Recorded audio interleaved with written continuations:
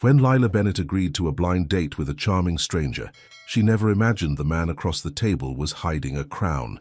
What started as laughter over shared dessert would explode into international headlines, palace intrigue, and a choice that could cost them everything. A waitress and a king, two worlds that should never collide. But sometimes love doesn't ask permission, it just demands courage. From secret identities to royal councils, from a modest cafe to African palace gardens, their story would force them both to answer one impossible question: is love worth risking a kingdom for? Subscribe and comment below if you believe real love can bridge any gap. Because trust me, what happens next will restore your faith in fighting for what matters most. The morning sun filtered through the cafe windows, casting warm golden stripes across the worn wooden floor. Lila wiped down the counter for the third time, her hands moving in practice circles, even though the surface already gleamed. The familiar smell of fresh coffee and cinnamon rolls wrapped around her like a comfortable blanket. "You're going to scrub a hole right through that counter if you keep at it," Grace said, appearing beside her with a tray of dirty dishes. Her best friend's bright smile seemed to light up the whole room. Lila looked up and managed a small smile. "Just keeping busy." "Keeping busy or hiding?" Grace set the tray down with a gentle clatter and crossed her arms. Her dark curls bounced as she tilted her head. "Lila, honey, it's been 6 months. 6 whole months since Brandon walked out." The name still stung a little. Lila's shoulders tensed. "I know exactly how long it's been." "Then you also know it's time to get back out there." Grace's voice softened. "You deserve to be happy, to laugh again. Really laugh, not just those polite little smiles you give customers." Lila folded her cleaning cloth carefully, smoothing out every wrinkle. Outside the window, people rushed past on the sidewalk, businessmen in suits, mothers pushing strollers, teenagers glued to their phones. Everyone seemed to know exactly where they belonged in the world. Everyone except her. "I'm fine, Grace, really. Fine is not enough." Grace reached across the counter and squeezed her hand. "Listen, I know this guy. Well, my cousin knows him. He's visiting the city for a few weeks, professional, polite, good-looking from what I hear. Just one dinner. One single dinner. If it's awful, you never have to see him again." Lila's stomach twisted. The thought of sitting across from a stranger, making awkward conversation, pretending to be interesting, it all felt exhausting. "I don't know. I already told him about you," Grace admitted, wincing slightly. "Grace, I know. But Lila, you light up every room you walk into. You just can't see it right now because Brandon made you forget." Grace's eyes went fierce with protective love. "This guy, he doesn't know anything about your past. No expectations. Just 2 people sharing a meal, that's it." Lila looked down at their joined hands. Grace's warm brown skin contrasted with her own pale fingers. Her friend had been there through everything. The tears, the late-night ice cream, the angry moments when Lila had wanted to throw things. Grace had never given up on her. "Just one dinner?" Lila asked quietly. "Just one dinner, I promise." Lila took a deep breath. The old her would have said yes immediately. The old her loved meeting new people, trying new things. Maybe it was time to find that girl again. "Okay," she whispered. Grace let out a squeal that made the few customers in the cafe look up. "Yes, oh Lila, this is going to be wonderful. I can feel it." The rest of the morning passed in a blur. Between taking orders and refilling coffee cups, Lila's mind kept wandering to the evening ahead. What would she wear? What would they talk about? What if she forgot how to act normal around someone new? By the time her shift ended at 3, nervous butterflies had taken up permanent residence in her stomach. She hurried home to her small apartment, the one she'd lived in alone since Brandon left. The silence that had once felt suffocating now felt familiar, safe. Standing in front of her closet, Lila pulled out dress after dress. Too fancy, too casual, too much like something she'd worn on a date with Brandon. Finally, she settled on a simple navy blue dress that Grace had bought her last birthday. It was modest, but pretty, with small white flowers embroidered along the hem. She applied light makeup with shaking hands. Just a touch of mascara, some lip gloss. In the mirror, a nervous young woman with blonde hair and uncertain grey eyes stared back at her. "You can do this," she told her reflection. "It's just dinner." The restaurant Grace had chosen was upscale, more upscale than anywhere Lila usually went. White tablecloths, soft lighting, a pianist playing gentle music in the corner. She stood outside the glass doors for a full minute, watching well-dressed couples inside laughing and talking. Her phone buzzed. A text from Grace. "You've got this. Be yourself. He's going to love you." Lila typed back. What if I mess up? The response came immediately. Impossible. You're perfect exactly as you are. Taking one more deep breath, Lila pushed through the doors. The hostess greeted her with a professional smile. Good evening. Do you have a reservation? I'm meeting someone. The name might be under K? Ah yes, this way, please. As they wove between tables, Lila's heart hammered against her ribs. She wiped her damp palms on her dress. What if he didn't like her?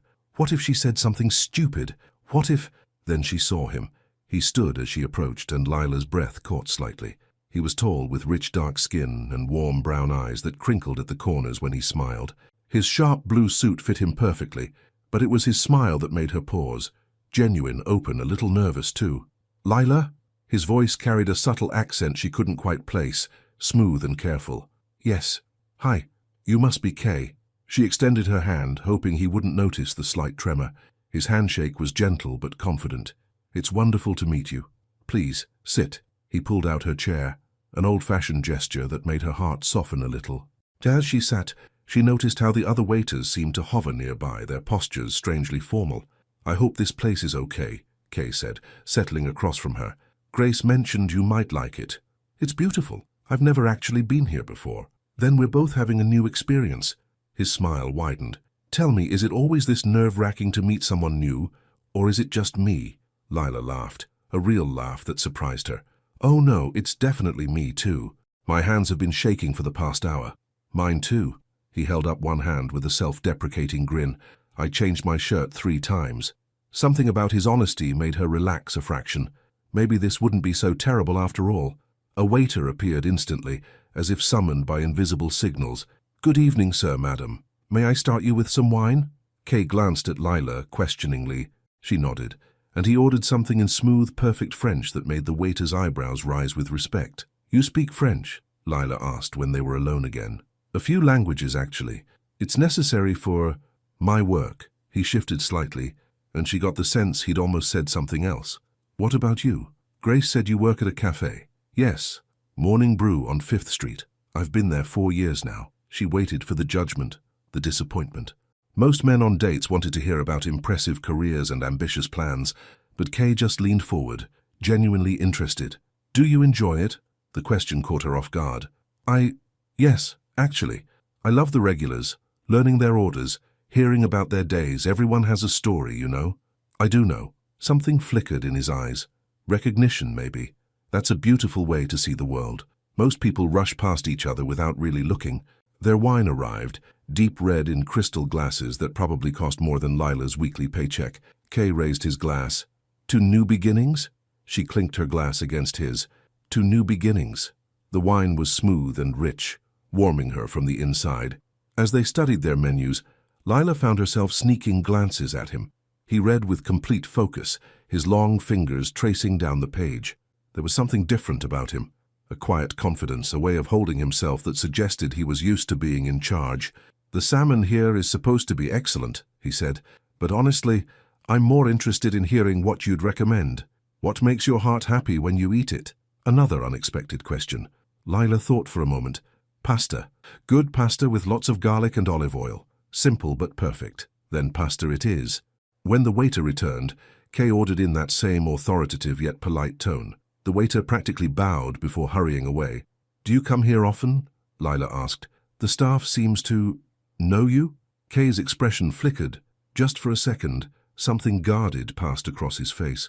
I've dined here a few times since arriving in the city. They're very attentive. How long are you visiting for? A few weeks, maybe longer. I'm not quite sure yet. He took a sip of wine. I needed some time away from home. Sometimes you have to step back to see things clearly. Lila understood that completely. I know what you mean. After my last relationship ended, I felt like I'd lost myself somehow. Being alone has helped me remember who I am. That takes courage, Kay said softly. Many people avoid that kind of honesty with themselves. Their food arrived. Steaming plates of pasta that smelled like heaven. As they ate, the conversation flowed more easily. Kay asked about her family, and she told him about Aunt May, the woman who'd raised her after her parents died in a car accident when Lila was 12. She taught me everything important, Lila explained, twirling pasta on her fork. How to be kind even when people aren't kind back. How to find joy in small things. How to keep going when life gets hard. She sounds like a remarkable woman. She is. The strongest person I know. Lila smiled, thinking of her aunt's weathered hands and warm hugs. What about your family? Kay's fork paused halfway to his mouth. They're complicated, traditional. They have very specific ideas about how I should live my life. That must be difficult. It can be. He met her eyes. That's part of why I'm here. I wanted to remember what it feels like to just be myself, not what everyone expects me to be. Lila felt a surge of connection. I understand that more than you know. They shared a smile across the table, and something warm unfurled in Lila's chest. This wasn't like other dates. Kay wasn't trying to impress her or dominate the conversation. He listened, really listened, leaning forward when she spoke, asking follow-up questions, laughing at her small jokes. Halfway through dinner, a waiter approached with a refill of wine but stumbled slightly. The bottle tipped, sending a splash of red wine across the tablecloth. The young man's face went white with horror. "I'm so sorry, sir, Kay held up a hand, his tone firm but not unkind. "It's fine, accidents happen. Please just bring us a fresh cloth." But the way he spoke, the authority in his voice, the expectation of immediate obedience, made Lila pause. The waiter practically ran to fix the problem. The manager appeared moments later, apologizing profusely. Kay dismissed them both with gracious words, but Lila couldn't shake the feeling that she'd missed something important. "You must deal with a lot of employees in your work," she said carefully. "Something like that." Kay's smile seemed forced now. "Tell me about your dreams, Lila. If you could do anything, be anywhere, what would make you happy?" The deflection was obvious, but she let it go. Maybe he was private about his job. Some people were. For dessert, they shared a chocolate mousse that melted on Lila's tongue like a dream. Kay insisted she take the last bite, and when she protested, he simply pushed the dish closer with a playful smile that made her laugh. "You should laugh more," he said suddenly. "It transforms your whole face." Lila felt her cheeks warm. "I haven't had much to laugh about lately." "Then I consider it my mission to change that." He said it lightly, but his eyes were serious. By the time the check came, Lila realized 3 hours had passed. 3 hours that felt like 30 minutes. Kay paid without letting her see the total, despite her protests. "Please," he said, "this has been one of the best evenings I've had in a very long time. Let me do this." They walked outside together, and the night air felt cool and fresh after the warmth of the restaurant. Streetlights cast golden pools on the sidewalk. Lila pulled her light jacket tighter around her shoulders. "Thank you for tonight," she said. "I was so nervous, but you made it easy. The feeling is entirely mutual." Kay's smile was soft in the dim light. Would you like to do this again, perhaps something less formal? A walk in the park, maybe?" Before Lila could answer, she noticed something odd. 2 black cars were parked across the street, engines running. Through the tinted windows, she could make out the shapes of men in suits watching them. "Kay?" she pointed. "Those cars." He followed her gaze, and for just a moment, his whole body tensed. Then he relaxed deliberately, his smile returning but not quite reaching his eyes. "Probably just drivers waiting for their passengers. This is a popular restaurant." But the explanation felt thin. The men in the cars weren't looking at the restaurant. They were looking at Kay. "Are you sure you're just a businessman visiting the city?" The question slipped out before Lila could stop it. Kay's expression shifted. Surprise, then something like resignation. "I promise you, Lila, I'm just a man who wanted to have dinner with a beautiful, kind woman. Everything else," he paused, "everything else can wait." It wasn't really an answer, but the vulnerability in his voice made Lila's questions fade. Whatever his secrets, she could see he wasn't trying to hurt her. "I'd like to see you again," she said quietly. "The park sounds nice." His whole face lit up. "Tomorrow afternoon, there's a riverside park Grace mentioned. We could rent a boat?" "I'd like that." He stepped closer, and for a moment Lila thought he might kiss her. Instead, he took her hand and raised it to his lips, another old-fashioned gesture that made her heart flutter. "Until tomorrow, then." "Until tomorrow." A car pulled up, not one of the black ones, but a regular taxi. Kay opened the door for her, making sure she was safely inside before stepping back. As the taxi pulled away, Lila looked back through the rear window. Kay stood on the sidewalk, hands in his pockets, watching her leave. Behind him, one of the black car's doors opened, and a man in a dark suit approached him. Lila turned away, her mind spinning. Who was Kay, really? And why did she already feel like she was falling for him? The next morning, the cafe was busier than usual. Lila moved through her shift on autopilot, pouring coffee and taking orders while her thoughts stayed stuck on the night before. Every time the door chimed, she looked up, half expecting to see Kay walk in, which was ridiculous since he didn't even know where she worked.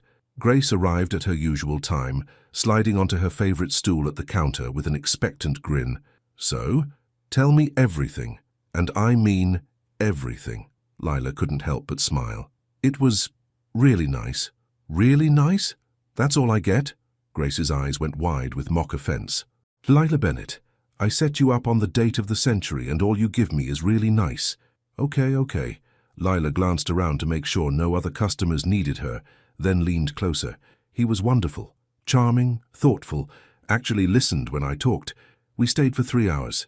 Grace let out a little squeal. "I knew it. I knew you two would click. What's he like? Is he as handsome as my cousin said?" Lila felt her cheeks warm.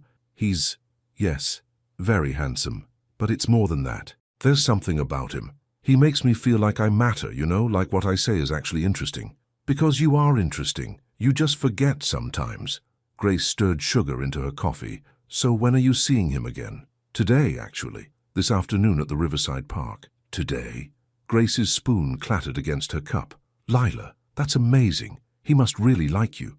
"Maybe." Lila wiped down the counter, trying to contain her own excitement. Grace, there was something odd about last night." Her friend's expression shifted to concern. "Odd how? Was he rude, pushy?" "No, nothing like that. It's just—" Lila lowered her voice. "The waiters treated him like he was really important. And when we left, there were these cars with men watching him. When I asked about it, he got kind of evasive." Grace frowned. "That is strange. What do you think he does?" "I don't know. He said he's a businessman but wouldn't give details." Lila chewed her lip. "Am I being paranoid? Brandon always said I overthought everything." "Brandon was an idiot who didn't deserve you," Grace said firmly.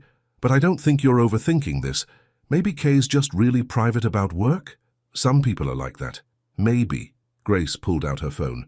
"What did you say his last name was?" "I didn't. He only introduced himself as Kay." Grace's thumbs moved across her screen. "That's a little weird too, right? Let me just do a quick search. There can't be that many foreign businessmen named Kay visiting the city." Lila watched her friend scroll through search results, feeling both curious and guilty. She shouldn't be investigating Kay behind his back. If he had secrets, he probably had good reasons for keeping them. "Nothing obvious," Grace finally said, setting her phone down. "Lots of boring business articles about people named Kay, but nobody matching your description. Maybe he's just really low profile. Or maybe I should just trust him and stop looking for problems." Lila straightened her apron. "I'm seeing him this afternoon. If there's something important, I'm sure he'll tell me."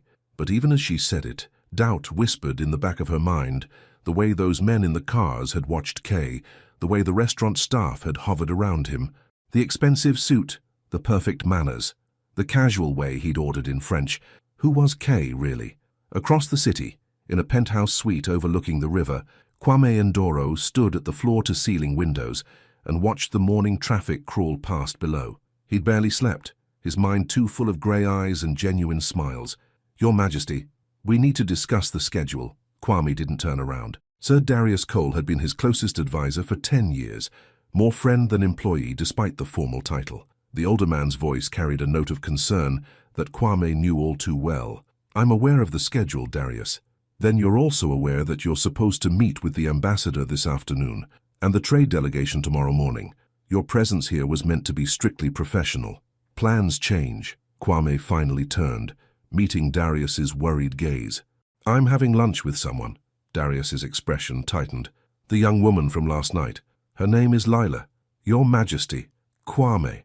When we're alone, please, just Kwame." He ran a hand over his face, suddenly exhausted.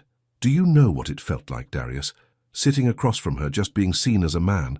No protocol, no expectations, no advisors telling me how to sit or what to say." "I understand the appeal," Darius said carefully. "But you know this can't continue. Every moment you spend with her is a risk. If your identity becomes public—" "I know the risks." Kwame's voice came out sharper than intended. He softened his tone. "I know, old friend, but I need this. Just a few more days to remember what it feels like to be myself." Darius sighed, the deep sigh of someone who'd lost this argument before. The security team reported cameras outside the restaurant. Nothing was published, but it's only a matter of time. Then we'll be more careful. Quieter locations, fewer risks. Or you could simply tell her the truth. Kwame walked to the sidebar and poured himself water from a crystal pitcher. And say what? Hello, Lila. I'm actually the king of a small African nation. I've been lying to you since we met. Hope that's okay? Better now than after she's more invested. She might already be invested, I know I am. The admission felt dangerous, thrilling. When I'm with her, I feel like I did before the crown. Like the world is full of possibilities instead of obligations. Darius was quiet for a long moment. When he spoke, his voice was gentle. Your father felt that way once. About your mother. And you know how that ended. Kwame did know. His mother had died when he was 7, crushed under the weight of royal expectations and political pressure. His father had never been the same. I'm not my father, Kwame said quietly, and Lila is not my mother. Perhaps this time things can be different. Perhaps. Darius didn't sound convinced. What time is this afternoon meeting? 2 o'clock, the Riverside Park. I'll have security positioned discreetly, but Your Majesty, Kwame, please be careful, not just with security, but with your heart. The longer this continues, the harder it will be when the truth comes out. I know. Kwame stared down at his phone, where Lila's contact information glowed on the screen. No photo, just her name and number. He'd wanted to ask for a picture, but thought it might seem too forward. I just need to know if what I'm feeling is real, if someone can care about me. Not King Kwame, just Kwame. And when you know, what then? Kwame had no answer for that. After Darius left, Kwame changed into casual clothes, jeans and a simple polo shirt, no suit today. He wanted to blend in, to be just another man taking a woman out for the afternoon. His phone buzzed. A message from home. Council demanding your return. Unrest growing over your absence. Amira's family making inquiries. Amira, the beautiful noblewoman his advisors had chosen for him, poised, educated, perfect on paper, and completely wrong for him in every way that mattered. He typed back, "Tell them I need 1 more week. No more." The response came immediately. They won't be pleased. They never are, Kwame thought, but didn't type. Instead, he pocketed his phone and headed for the door. He had a few hours before meeting Lila, but he wanted to walk the city, to breathe the air of freedom while he still could. The streets were crowded with lunch-hour traffic. Kwame kept his head down, sunglasses on despite the overcast sky. A few people glanced his way. His height and bearing made him stand out, but no one looked twice. Here he was just another man in jeans.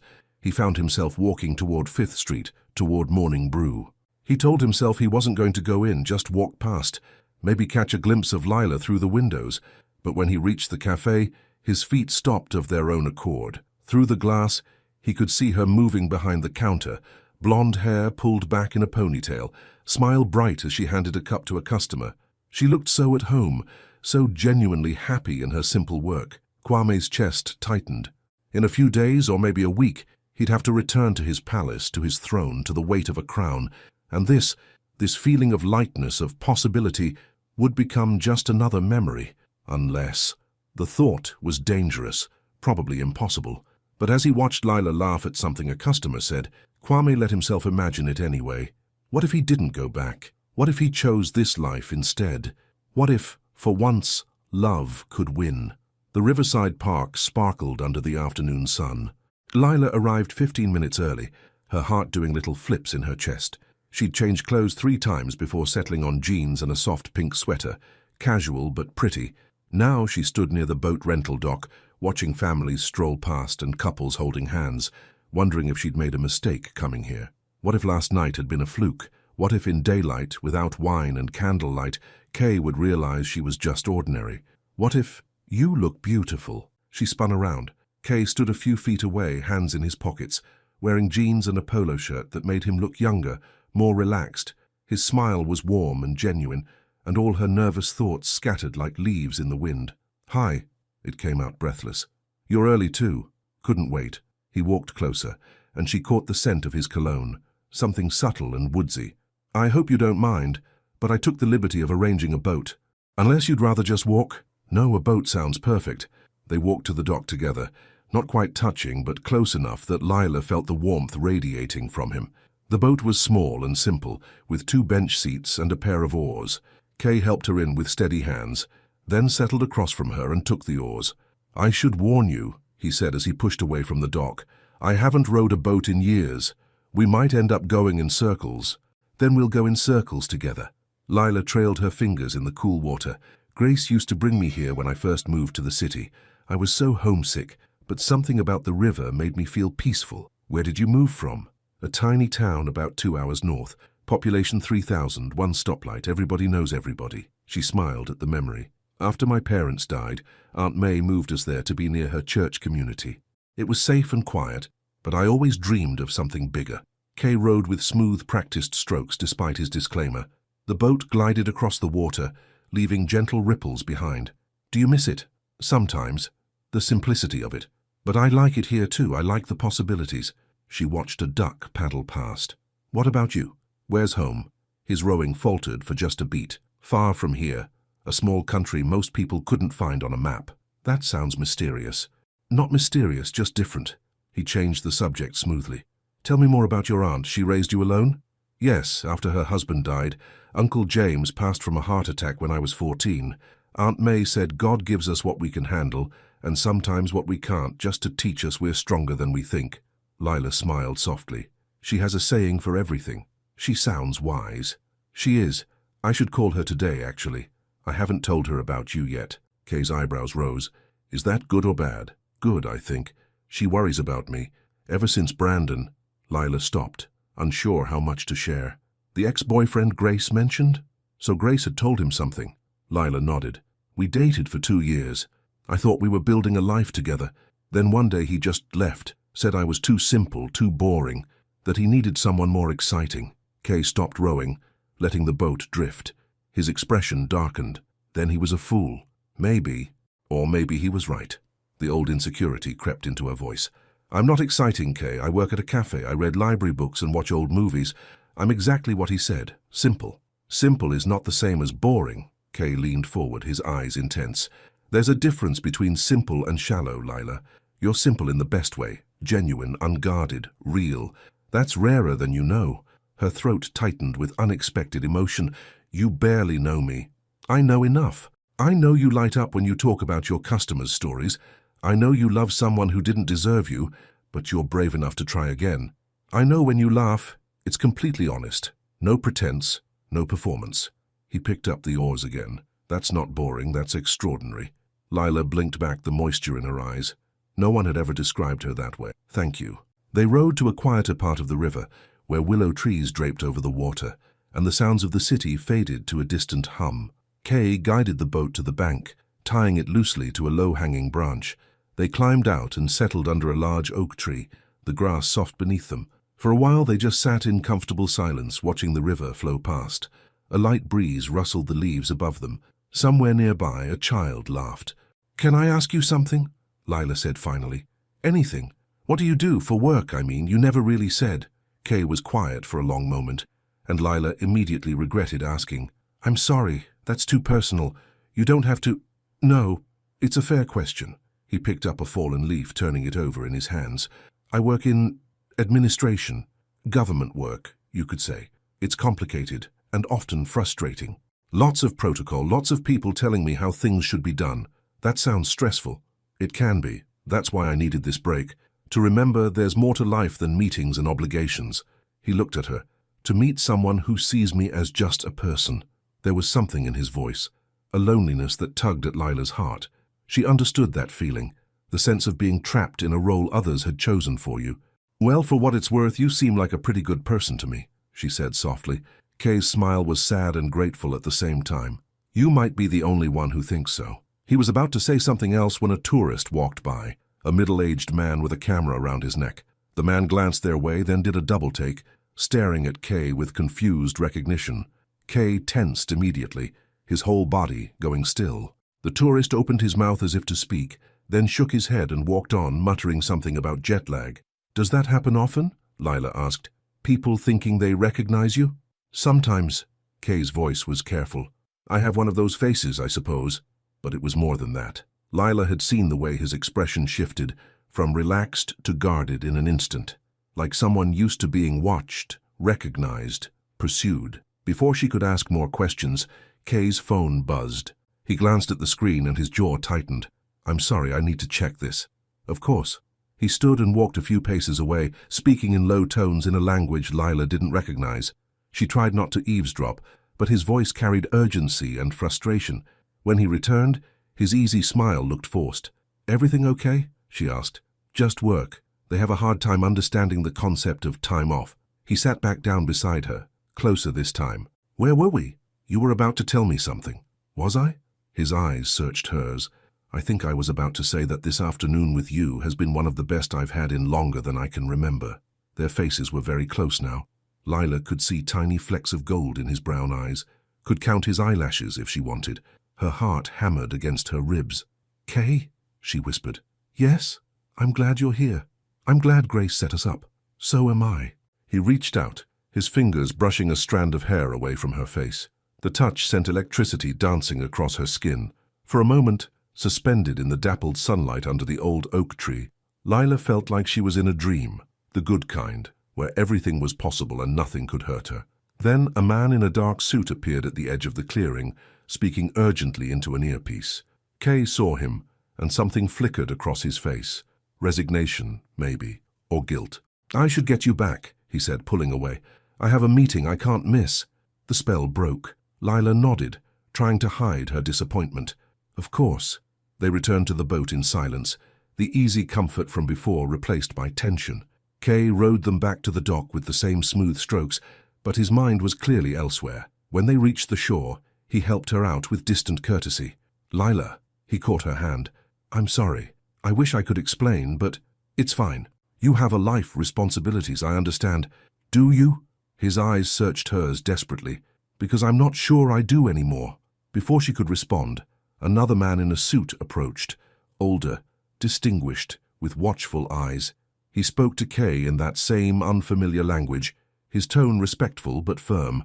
Kay responded shortly, clearly arguing, but the older man simply waited with patient stubbornness. "I have to go," Kay said, turning back to Lila. "But can I see you again? Tomorrow, maybe. Somewhere quiet where we won't be interrupted." "I'd like that." He squeezed her hand once, then followed the suited man toward one of those black cars Lila was starting to recognize. She watched them drive away, confusion and curiosity warring in her chest. Who was Kay, really? And why did it feel like he was carrying the weight of the world on his shoulders? That evening, Lila sat in her small apartment with Grace, telling her about the afternoon while they shared takeout Chinese food. "So he had bodyguards?" Grace asked, twirling lo mein on her fork. "I don't know if they were bodyguards exactly. Just these men in suits who seemed to be watching him." "Lila, that's not normal." Grace set down her fork. "Normal guys visiting the city don't have men in suits following them around." "I know." Lila pushed her rice around on her plate. "But Grace, when I'm with him, everything feels so right. He listens to me. He makes me feel special, important. I believe that. But what if he's hiding something big? What if he's married or in witness protection or maybe he's just private about his work? Some people are like that." Grace pulled out her phone again. "Okay, describe him to me one more time, every detail." Lila did. His height, his accent, his dark skin, the way he carried himself. Grace typed and scrolled, her expression growing more focused. "Lila," she said slowly, "I think I found something." She turned her phone around. On the screen was an article from an international news site. "African monarch's mysterious absence raises concerns." The grainy photo showed a man at some formal event, wearing traditional royal garments. The picture quality was poor, but the face, the strong jaw, the warm eyes, the exact way he held himself, looked painfully familiar. "King Kwame Ndoro of Malawi," Grace read aloud, "one of Africa's youngest monarchs, known for his progressive policies and reform efforts. He's been reportedly traveling abroad on unofficial business, causing speculation about his commitment to the throne." Lila's hands went cold. "That's not... It can't be.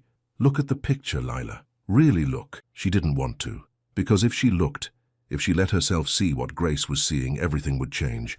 Kay wouldn't just be a mysterious man with a complicated job. He'd be something impossible.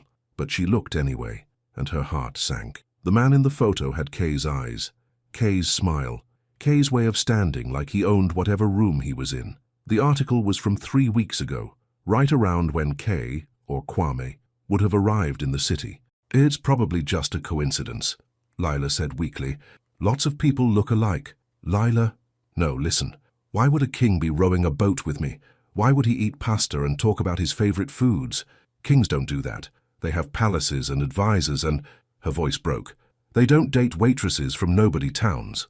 Grace came around the table and pulled Lila into a hug. I don't know what's going on. Maybe it's not him. Maybe it's just a lookalike. But honey, you need to ask him directly. Next time you see him, you need to know the truth. Lila nodded against Grace's shoulder, but inside she felt frozen, because part of her already knew. The expensive clothes, the men in suits, the way restaurant staff treated him, that near recognition from the tourist, it all made sense now. Kay wasn't just hiding his job, he was hiding himself, his entire identity, and she'd fallen for him anyway. Across the city, Kwame stood in his penthouse suite staring at his phone. He'd typed and deleted a message to Lila 6 times. What could he say? Sorry about the mysterious exit, but I had to take a call from my Prime Minister about civil unrest in my kingdom. Your Majesty. Darius stood in the doorway, his expression grave. The photos have surfaced. A tourist at the park. He posted them online an hour ago. You and the young woman by the river. People are starting to make connections. Kwame's stomach dropped. How bad? Not mainstream yet, just speculation on social media, but it's spreading. Darius pulled up several posts on his tablet. Some think it's you. Others claim it's just someone who looks like you. We have maybe 12 hours before a major outlet picks it up. Then we have 12 hours. Kwame set his jaw. I need to tell her myself, before she finds out from the internet or the news. That's wise. But, Your Majesty, you need to prepare yourself. She may not react well to discovering you've been lying. I haven't been lying. Even as he said it, Kwame knew it was false. Lying by omission was still lying. I wanted her to know me first. The man, not the title. And now she'll know both. The question is whether she'll forgive you for the deception. Kwame had no answer for that. He thought about Lila's gentle smile, her earnest grey eyes, the way she'd opened up about her past heartbreak. She'd trusted him, and he'd hidden the most fundamental truth about himself. I'll tell her tomorrow, he said. I'll take her somewhere private and explain everything. And if she refuses to see you again, the thought made Kwame's chest ache. Then at least she'll know I tried to be honest. Eventually, after Darius left, Kwame stood at the window again, looking out over the city lights. Somewhere out there, Lila was probably getting ready for bed, maybe thinking about their afternoon together, maybe wondering about the men in suits. He pulled up the photos on his own phone, the ones his security team had sent him. In one, he and Lila sat under the oak tree, her face tilted toward his, both of them smiling. They looked happy. They looked like two people falling in love. His phone rang. The caller ID showed his younger sister, Princess Ama. You've been avoiding my calls, she said without preamble. I've been busy. I saw the photos, Kwame, the ones online. Is that her? The reason you're refusing to come home? Kwame closed his eyes. Ama, I can't discuss this right now. The council is furious. Amira's family is making threats. Father would be so disappointed. Father died pretending to be something he wasn't, Kwame said quietly. I won't do the same. There was a long pause. When Ama spoke again, her voice was softer. Is she worth it? This woman? Is she worth risking everything? Kwame thought about Lila's laugh, her kindness, the way she saw the world with wonder instead of cynicism, the way she'd made him feel human again instead of just a symbol wearing a crown. Yes, he said simply, she is. Then I hope she feels the same way about you, because, brother, when the truth comes out, you're going to need someone in your corner. After they hung up, Kwame typed out a message to Lila. Can we meet tomorrow evening? I have something important to tell you. He stared at the words for a long moment before hitting send. His heart hammered as he watched the message deliver, then show as read. 3 dots appeared, disappeared, appeared again. Finally, yes. Where? I'll pick you up at 6. Somewhere quiet. Just us. Okay. 1 word, but it carried the weight of trust Kwame wasn't sure he deserved.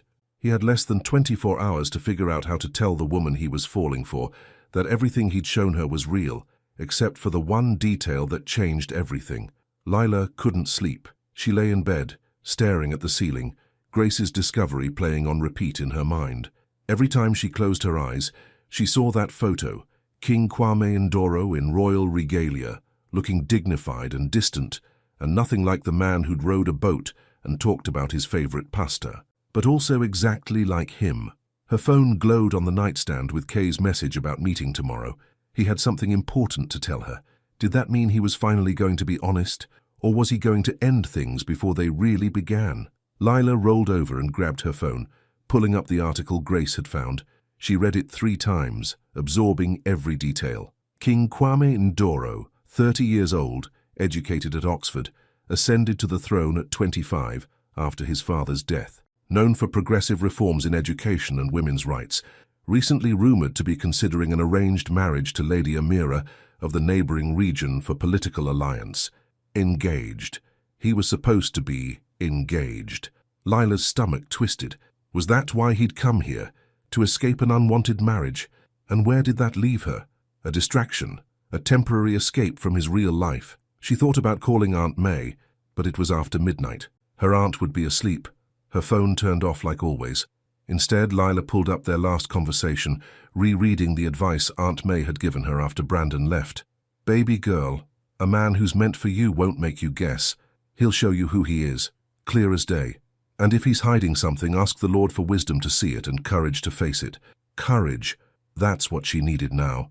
Tomorrow, when Kwame, tried to explain, she'd need courage to hear the truth. And courage to decide what to do with it. Finally, near dawn, exhaustion pulled Lila under into restless dreams of palaces and crowns, and a man with kind eyes who kept turning into smoke every time she tried to touch him. The next day dragged by in painful slow motion. Lila dropped a cup during the morning rush, spilled coffee on her apron, and mixed up 2 orders. Mistakes she never made. Grace covered for her, shooting worried glances, but not pushing for conversation. "He's picking you up at 6? Grace asked during their afternoon break. "Yes." "And you're going to ask him? Directly?" "Yes." Lila twisted her apron in her hands. "I have to know, Grace. I can't keep wondering. I'll have my phone on. If you need me, call. I don't care if he's a king or a regular guy. If he hurts you, he answers to me." Despite everything, Lila smiled. "My fierce protector. Always." Grace hugged her tight. "You deserve honesty, Lila. Don't let him charm his way out of giving it to you." At 5:30, Lila went home and changed into a simple blue dress. She kept her makeup light, her hair down. If this was going to be a difficult conversation, she wanted to face it as herself. No pretense, no armor. At exactly 6 o'clock, her doorbell rang. Kay stood on her doorstep wearing dark slacks and a white button-down shirt. Casual but elegant. His expression was serious, nervous. In his hands, he held a small bouquet of white lilies. "For you," he said quietly. Lila took them, their sweet scent filling the air. Lilies. Her namesake. Of course he'd remember. "Thank you. They're beautiful. You're beautiful." The compliment should have warmed her. Instead, it made her chest ache. Because what if all his kindness, all his attention, had been part of an elaborate game? What if none of it was real? "Where are we going?" she asked, setting the flowers inside. "Somewhere we can talk without interruption. Is that all right?" She nodded, grabbing her light jacket. "Let's go." His car was waiting. Not one of the black SUVs, but a simple sedan, nondescript and normal. He opened her door like always, but the gesture felt weighted with significance now. They drove in silence through the city, the evening sun casting long shadows across the streets. Lila watched the buildings pass, gathering her courage for what she needed to ask. Finally, Kay pulled into a small empty park on the edge of town, the kind of place locals forgot about, overgrown but peaceful. He led her to a bench overlooking a pond where ducks glided across the still water. For a long moment, neither of them spoke. "Kay," Lila started, but he interrupted. "Wait, please. Let me say this first before I lose my nerve." He turned to face her fully, taking both her hands in his. His palms were warm, slightly damp with nerves. Lila's heart hammered. "These past few days with you have been the happiest I've had in years," he began. "When I'm with you, I feel like myself again. Not what people expect me to be, just me. And I need you to know that everything between us has been real. My feelings for you are completely genuine." "But," Lila whispered, because she could hear it coming, "but I haven't been entirely honest about who I am." He took a deep breath. "My name isn't just Kay. It's Kwame Ndoro. And I'm not just a businessman visiting the city." Lila waited, even though she already knew. She needed to hear him say it. "I'm the king of Zalawi, a small country in Africa. I came here to escape the pressure, the expectations, to remember what it felt like to be normal." His eyes searched hers desperately. "I never meant to lie to you, Lila. I just wanted someone to see me, really see me, without the crown getting in the way." There it was. The truth she'd been dreading and expecting all at once. Lila pulled her hands away slowly. A king. Yes, you're a king, and you've been pretending to be someone else. With me. I wasn't pretending about the important things. His voice cracked slightly. How I feel about you, the connection between us, that was all real, I swear it. Lila stood up, needing distance. Her mind spun with everything Grace had told her, everything she'd read. You have a fiancée, Lady Amira. We're not engaged. It's expected, arranged by our families, but I never agreed to it. I don't love her, I barely know her. But you're supposed to marry her. For political reasons. Yes. He stood too, stepping closer. But Lila, I don't want that life. I don't want to marry someone I don't love just because a council decided it's best for international relations. So what, I'm the escape? The rebellion? The last bit of freedom before you go back and do your duty? No. The force of his denial made her flinch. You're not an escape. You're the first real thing I've felt in years. I'm falling for you, Lila. Actually falling, and it terrifies me. Tears burned in Lila's eyes. How can I believe anything you say when you've been lying since we met? Because I'm telling you the truth now, even though it might make you hate me, even though I'm risking everything by being honest. He reached for her hands again, and this time she let him. I know I should have told you sooner. I know I hurt you by hiding this, but please, please believe that my feelings for you are real. A tear slid down Lila's cheek. You're a king, Kay. Kwame. Kings don't end up with waitresses. That's not how the world works. Why not? Why can't it work that way? Because, she pulled away again, wrapping her arms around herself, because you have responsibilities, a country, people depending on you. And I'm nobody, just a simple girl who pours coffee and reads library books. We're from completely different worlds. I don't care about different worlds, I care about you. But for how long? The question came out broken. How long before you have to go back? How long before your advisors and your council and your country demand you return and marry the right person and forget about me? Kwame's silence was answer enough. That's what I thought. Lila wiped at her eyes. You should take me home. Lila, please, I need to think. I just need to go home. The drive back was torture. Kwame tried to speak several times, but Lila couldn't handle it. Her mind was too full, her heart too confused. When they reached her apartment, she got out quickly. Thank you for your honesty, she said through the window, knowing how cold it sounded and unable to help it. But I need time. How much time? I don't know. She walked to her door without looking back, though every fiber of her being wanted to turn around. Inside, she locked the door and slid down to the floor, finally letting the tears come. He was a king. The man she was falling for was an actual king, with a palace and advisors, and a woman waiting to marry him. It was too big, too impossible, too much like a fairy tale, except fairy tales never mentioned what happened to the girl's heart when reality crashed in. Her phone buzzed, a text from Kay, from Kwame. I'm so sorry for everything, but please know this. You're not nobody to me. You're everything. Lila read it 3 times before setting her phone aside. She wanted to believe him. She wanted to believe that love could bridge the gap between a king and a waitress, between duty and desire. But wanting something and it being possible were 2 very different things, and Lila had no idea which one this was. 2 days passed in a fog. Lila went through the motions, work, home, sleep, repeat, but her heart wasn't in any of it. She'd turned off her phone after the 10th message from Kwame, unable to bear reading his apologies and explanations. Grace checked on her constantly, bringing food Lila barely touched and offering shoulders to cry on that Lila used more than she wanted to admit.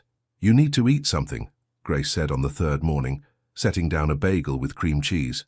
They sat in Lila's small living room, morning light streaming through the windows. You're wasting away. I'm not hungry. Lila. Grace sat beside her, taking her hand. I know you're hurting, but you can't just shut down. You need to decide what you're going to do. What can I do? Lila's voice came out hollow. He's a king, Grace. A king. He has a whole country waiting for him to come back and do his duty. What am I supposed to do with that? You're supposed to figure out if what you feel for him is worth fighting for. Lila pulled her hand away. It doesn't matter what I feel. His world and mine, they don't mix. They can't. Why not? Because. Lila stood, pacing to the window. Because I'm nobody special. I don't know anything about being royal or dealing with politics or wearing fancy dresses to state dinners. I'd embarrass him. I'd embarrass myself. Grace was quiet for a moment. When she spoke, her voice was gentle but firm. Lila Bennett, I've known you for 4 years. In that time I've watched you comfort crying customers, remember every regular's order and life story, give your last dollar to homeless people outside the cafe. You volunteer at the women's shelter on Saturdays. You sent half your paycheck to Aunt May when her furnace broke. You're kind and genuine and good, and if a king can't see that those things matter more than knowing which fork to use at dinner, then he doesn't deserve you. But Grace, no. Listen to me. Brandon made you think you weren't enough, that you were too simple, too boring, and now you're letting those same lies convince you that you're not enough for Kwame either. But what if you are? What if you're exactly what he needs? Lila pressed her forehead against the cool glass. Outside, people walked by with their coffees and their dogs, living ordinary lives. Lives that made sense. I don't know how to be what he needs. Maybe he doesn't need you to be anything except yourself. Maybe that's the whole point. The words settled into Lila's chest, finding cracks in her fear. She thought about the way Kwame had looked at her in the park, rowing that boat, sharing dessert. He hadn't been looking at her the way someone looks at a distraction or a rebellion. He'd been looking at her like she mattered, like she was real and important and seen. What if I go to him and it doesn't work? Lila whispered. What if I try and it all falls apart anyway? Then at least you'll know you were brave enough to try. And that's better than spending the rest of your life wondering what if. Lila turned from the window. When did you get so wise? I've always been wise. You just don't usually listen. Grace smiled. So what are you going to do? Before Lila could answer, someone knocked on her door. Grace went to check and Lila heard her gasp. Lila, you need to see this. Lila walked to the door. Standing on her doorstep was the older man who'd interrupted them at the park, the one who'd spoken to Kwame in that other language. He wore a perfectly tailored suit and carried himself with quiet dignity. Miss Bennet, he said with a slight bow, my name is Sir Darius Cole. I serve as advisor to His Majesty King Kwame. May I have a moment of your time? Lila's heart hammered. Yes, come in. Sir Darius entered with Grace, watching him like a hawk. He declined the offered seat, instead standing near the window with his hands clasped behind his back. I apologize for the intrusion. However, I felt it necessary to speak with you directly. His accent was crisp and formal.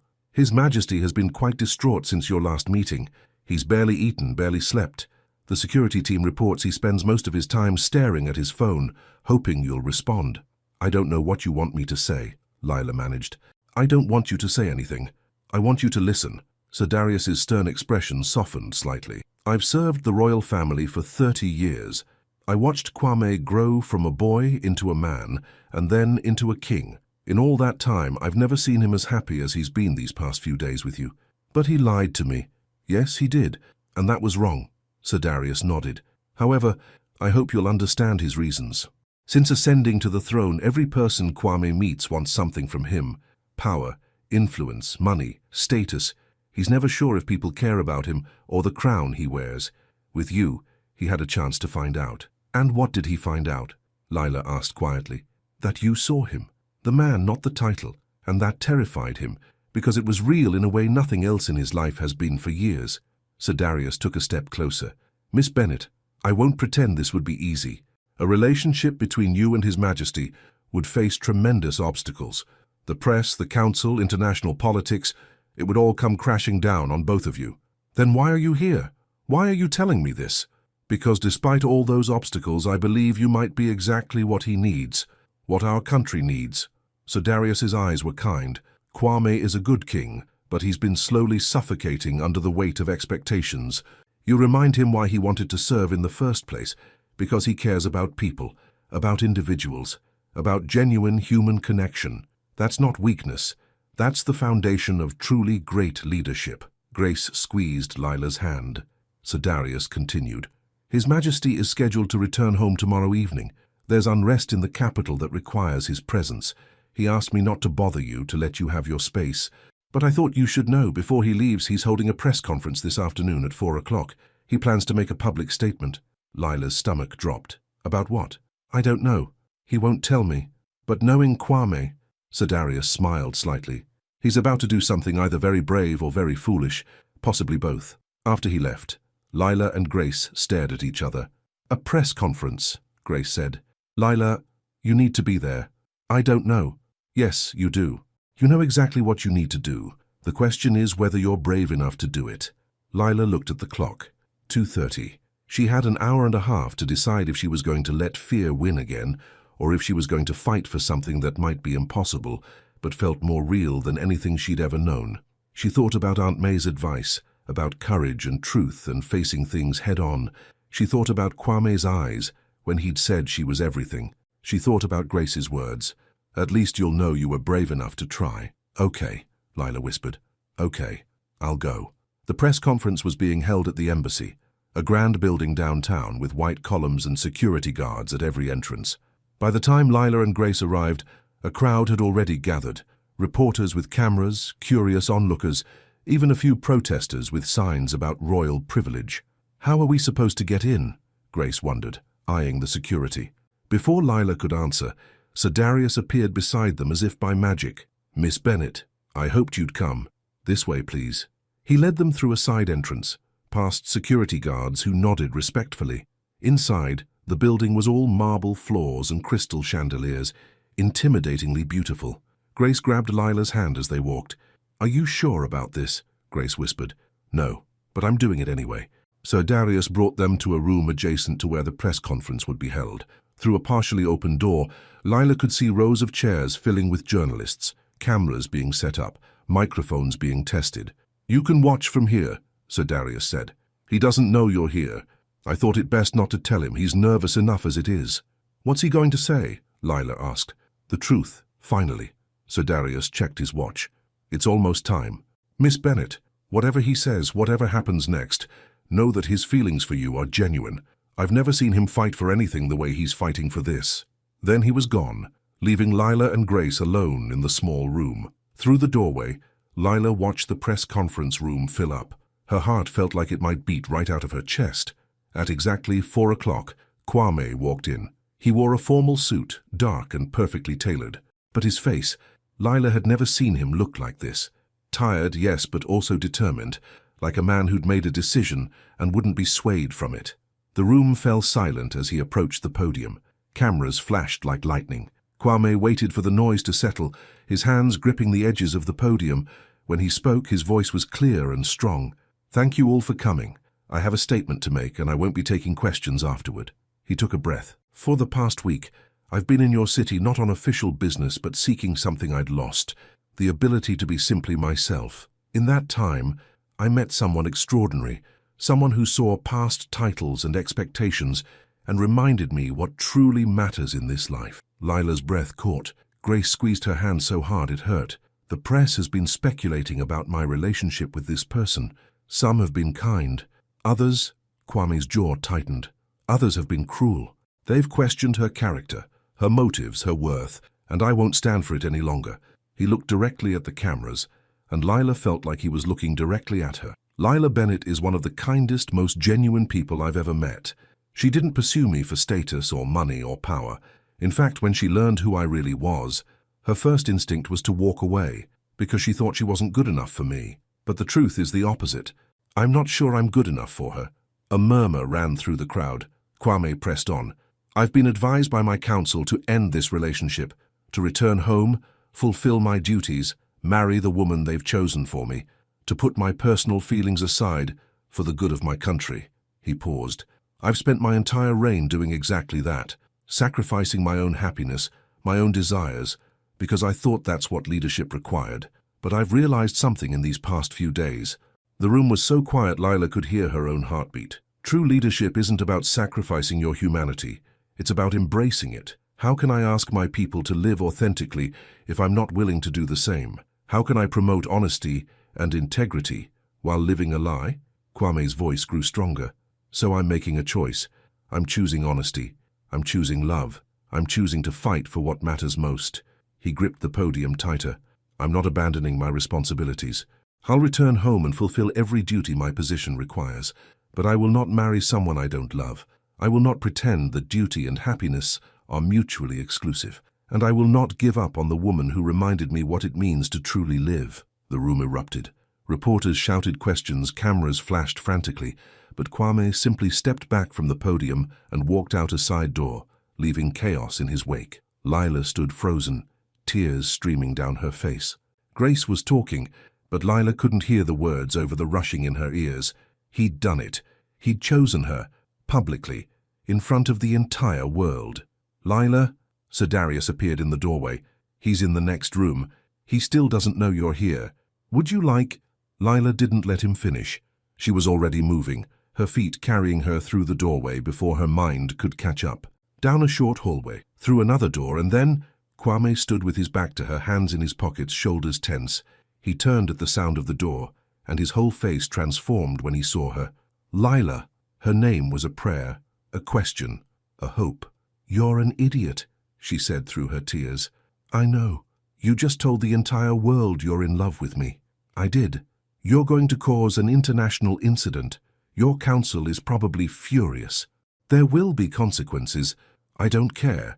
He crossed the room in 3 strides, stopping just inches from her. "I don't care about any of that. All I care about is you. Do you understand? You, Lila. Not the crown, not the politics, not what anyone else thinks. Just you." "I'm scared," she whispered. "So am I. Terrified, actually." He reached up, gently wiping tears from her cheeks. "But I'm more scared of losing you. Of spending the rest of my life wondering what could have been if I'd just been brave enough to fight for it. Your advisors will adjust, or they won't. Either way, this is my choice. My life." His hands cupped her face. "I'm not asking you to have all the answers right now. I'm not asking you to promise forever. I'm just asking for a chance, for us to try to figure this out together. Can you give me that?" Lila looked into his eyes, those warm, honest eyes that had seen her from the very first moment, and she thought about everything Grace had said, about being brave, about fighting for what matters. "I don't know how to be what you need," she said softly. "You already are what I need. You're exactly what I need. I don't know anything about being royal. Then I'll teach you, or we'll learn together, or we'll make up our own rules as we go." He smiled through his own tears. "Lila, I don't need you to be perfect. I need you to be you. That's all I've ever wanted." She thought about running, about all the reasons this couldn't work, about the gap between a waitress and a king, between her simple life and his complicated world. Then she thought about the way he'd looked at her in that boat, the way he'd listened when she talked, the way he'd stood in front of cameras and the world and said she was worth fighting for. And she made her choice. Lila stepped forward and kissed him. It was soft and tentative at first, testing, questioning. Then Kwame's arms wrapped around her waist, pulling her closer, and the kiss deepened into something that felt like coming home and leaping off a cliff all at once. When they finally pulled apart, both breathing hard, Kwame rested his forehead against hers. "Does this mean—" "It means I'm willing to try," Lila whispered. "That means I'm scared and confused and have no idea how this is going to work. But it also means I'm done letting fear make my decisions. I'm done thinking I'm not enough. You're more than enough. You're everything. Even if your council hates me, even if the press tears me apart, even then, all of it, I'll be right beside you through every moment." He kissed her forehead. "I'm not saying it will be easy, Lila. It's going to be hard, really hard. But I think you're worth hard. I think we're worth fighting for." She looked up at him, this impossible man who'd rowed a boat and bought her lilies and just upended his entire life on international television. For her. "So what happens now?" "Now," Kwame smiled. "Now I have to go home. The unrest in Zalawi needs my attention. But Lila," he caught her hands, "come with me. Not forever. Not as any official capacity. Just come visit. See my world. Meet my people. Let me show you who I really am, in the place I really live. Visit Africa." Lila's eyes went wide. "Kwame, I've never even been on a plane before." "Then it will be an adventure. Together." His smile was hopeful and nervous. "Sir Darius can arrange everything. Flights, accommodations, security. You'd be completely safe, and Grace can come too if that would make you feel better." It was crazy. Absolutely insane. Flying halfway around the world to visit a royal palace, to step into a life she couldn't even imagine.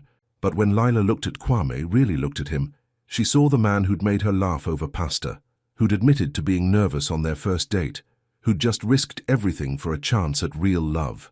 "Okay," she heard herself say. "Okay, I'll come." Kwame's face lit up like sunrise. He lifted her off her feet, spinning her around while she laughed and clung to his shoulders. When he set her down, he kissed her again, longer this time, sweeter. "You won't regret this," he murmured against her lips. "I promise, Lila, I'll make sure you never regret this.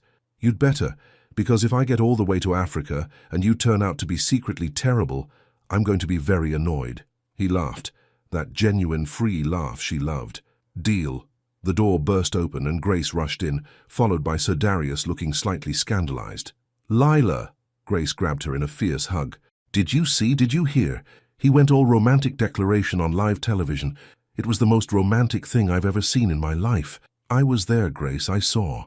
"And?" Grace pulled back, eyes wide. "What are you going to do?" "I'm going to Africa." Grace squealed so loud Lila was sure they heard it in the press conference room. Even Sir Darius cracked a smile. "I'll make the arrangements," he said. "We leave tomorrow evening. That gives you time to pack and— Miss Bennett, you'll need to speak with your employer about taking time off." "Oh God, my job." Lila hadn't even thought about that. "I can't just abandon the cafe." "You're not abandoning it. You're taking a vacation." Grace grinned. "I'll cover your shifts. I'll tell everyone you're sick or visiting family or something. Don't worry about it." "Grace, no arguments. This is happening. You're going to Africa with a king. This is literally a fairy tale come to life, and I'm going to make sure you don't mess it up by worrying about coffee orders." Lila laughed, overwhelmed and grateful and terrified all at once. Kwame kept his arm around her waist, anchoring her. "There's one more thing," he said quietly. "Before we leave, before any of this goes further, I need you to meet my sister. She's here in the city with me. If you're going to visit Zalawi, you should know my family, at least the family I'm close to." "Your sister is here?" "She arrived 2 days ago, worried about me. Amma, she's sharp and protective and probably going to interrogate you, but if she likes you, she'll be your fiercest defender." Kwame squeezed Lila's hand. "Will you meet her? Tonight, maybe? Just dinner, the four of us, you, me, Amma, and Grace, if she'd like to come." Lila looked at Grace, who nodded enthusiastically. "Okay," Lila said. "Yes, let's do this." "Then I'll make the arrangements." Sir Darius bowed slightly. "Your Majesty, you have approximately 15 minutes before the press finds you. I suggest we leave through the back entrance." They did exactly that, sneaking out like teenagers escaping detention, Grace giggling the whole way. Kwame kept Lila's hand firmly in his, as if afraid she might disappear if he let go. As they climbed into a waiting car, Lila caught sight of herself in the tinted window. She looked exactly the same. Blonde hair, simple clothes, ordinary face. But she felt completely different. Maybe Grace was right. Maybe she'd been enough all along. Maybe the only person who'd ever thought she wasn't enough was herself. And maybe, just maybe, loving a king wasn't about being perfect or sophisticated or knowing which fork to use. Maybe it was just about being brave enough to try. Dinner that night was at a private restaurant room, away from prying eyes. Lila wore the nicest dress she owned, a simple green one that Grace swore made her eyes look amazing. Her hands shook as they walked in. Princess Amma was already there, sitting beside Sir Darius. She was beautiful, tall and elegant, with warm brown skin like her brother, and sharp, intelligent eyes that assessed Lila the moment she entered. "So," Amma said without preamble as they sat down, "you're the woman my brother is ready to cause an international incident over." "Amma," Kwame warned. "What? I'm just stating facts." But Amma's smile softened slightly. "Hello, Lila. I'm Amma. Please ignore my brother's glaring. I'm actually very nice once you get to know me." "Hello, Your Highness," Lila managed. "Just Amma, please. We're not at court." She leaned forward, studying Lila with unnerving intensity. "Tell me, what do you see in my brother, besides the obvious?" Grace kicked Lila under the table, a silent message, to be honest. "He listens," Lila said quietly. "Really listens. Like what I'm saying actually matters, and he's kind. Not performative kindness, but genuine care for people. He makes me feel seen in a way I've never felt before." Amma's expression remained neutral. "And what about when things get difficult? When the press attacks you? When the council questions your every move? When random people online tear apart everything about you? Your clothes, your hair, your background? Will you still want to be seen then?" "Amma, that's enough," Kwame said firmly, but Lila shook her head. "No, she's right to ask. I've thought about all of that, and honestly, it terrifies me. I have no idea how I'll handle it. But I know that running away from something because it's hard means I'll spend my whole life running, and I don't want to live like that anymore." Amma studied her for a long moment. Then she smiled, a real smile this time. "Good answer. I think you might just survive us after all." The tension broke. Dinner became easier, conversation flowing naturally. Amma told stories about growing up with Kwame, embarrassing him at every opportunity. Grace charmed everyone with her quick wit. Sir Darius proved surprisingly funny when he relaxed, and Kwame watched Lila the entire time with such open affection that she felt her cheeks stay permanently warm. After dessert, Amma pulled Lila aside while the others were distracted. "I need to tell you something," Amma said seriously. "My brother is one of the good ones. He cares deeply about our country, about doing right by our people. He doesn't take his responsibilities lightly." "I understand that." "Do you?" Amma's eyes were kind but firm. "Because if you're going to be in his life, you'll be part of those responsibilities too. Every choice you make will reflect on him, on our family, on Zalawi. That's a lot of pressure." "I know. I'm scared of messing up." "Good. That means you'll be careful. It's the people who aren't scared who cause problems." Amma squeezed her arm. "But Lila, I haven't seen my brother this happy in years, maybe ever. So while I'm warning you about the challenges, I'm also thanking you for reminding him that there's more to life than duty." Tears pricked Lila's eyes. "I'll do my best not to let him down." "That's all any of us can do," Amma smiled. "Now come on, let's go rescue Grace from Sir Darius's lecture about proper embassy protocol. She looks like she's about to die of boredom." As they returned to the table, Kwame caught Lila's hand and pulled her close. "You okay?" he whispered. "I think so. Your sister is intense. She likes you, I can tell." "How can you tell?" "Because you're still alive. If she didn't like you, she would have destroyed you by now." Politely, but thoroughly. Lila laughed, leaning into his shoulder. Tomorrow they'd fly to Africa. Tomorrow everything would change. But tonight, surrounded by new friends and impossible possibilities, Lila let herself believe that maybe, just maybe, fairy tales could come true, even for ordinary girls from nowhere towns, even for waitresses who'd never imagined falling in love with a king. The flight to Zalawi was 16 hours long. Lila spent the first hour gripping the armrests as the plane climbed into the sky, Grace holding her hand and whispering reassurances. She'd never flown before, and the sensation of being suspended in nothing but air made her stomach flip. "Breathe," Grace instructed. "In through your nose, out through your mouth. You're doing great." Kwame sat across the aisle in the private section Sir Darius had arranged. He watched Lila with concern, clearly wanting to help, but giving her space to adjust. Once they reached cruising altitude and Lila's death grip on the armrests relaxed, he moved to the seat beside her. "First time flying is always the hardest," he said gently. "But look," he gestured to the window. "You're above the clouds. Doesn't it look like heaven?" Lila forced herself to look. Outside the small window, cotton-white clouds stretched endlessly, painted gold by the setting sun. It was beautiful, breathtakingly beautiful. Despite her fear, she felt a small thrill of wonder. "It's amazing," she whispered. "Wait until you see Zalawi from above. The mountains, the valleys, the way the rivers cut through the green like silver ribbons." His eyes grew distant, fond. "It's the most beautiful place on earth. At least I think so." "Are you nervous going back?" Kwame considered this. "Yes and no. I'm nervous about facing the council after that press conference. They're not going to be happy. But I'm also ready. I know what I want now, who I want. That makes everything clearer." He took her hand, threading their fingers together. Across the aisle, Grace smiled at them before returning to her book. Sir Darius and Amma sat further back, speaking quietly in their native language. "Lila," Kwame said, "when we land, things are going to move very quickly. There will be ceremony, protocols, people watching your every move. I need you to remember something." "What?" "That you belong there. Not because of me, but because you're you. Don't let anyone make you feel small or less than. You're visiting as my guest and you'll be treated with respect. Anyone who suggests otherwise answers to me." The fierceness in his voice made Lila's heart swell. "What if I mess up? What if I use the wrong fork or say the wrong thing? Then you'll be human like everyone else." He smiled. "Amma will help you. So will Sir Darius. And I'll be there as much as possible. You're not alone in this." "Promise?" "I promise." Lila dozed fitfully through the long flight, her head on Kwame's shoulder. She dreamed of palaces and crowns and a waitress who didn't belong, waking with a start each time the plane hit turbulence. Kwame was always there, steady and calm, his hand in hers. Finally, after what felt like an eternity, the pilot announced their descent into Zalawi. Lila pressed her face to the window. Below, the landscape unfolded like a painting. Lush green mountains, winding rivers, clusters of buildings that grew denser as they approached the capital city.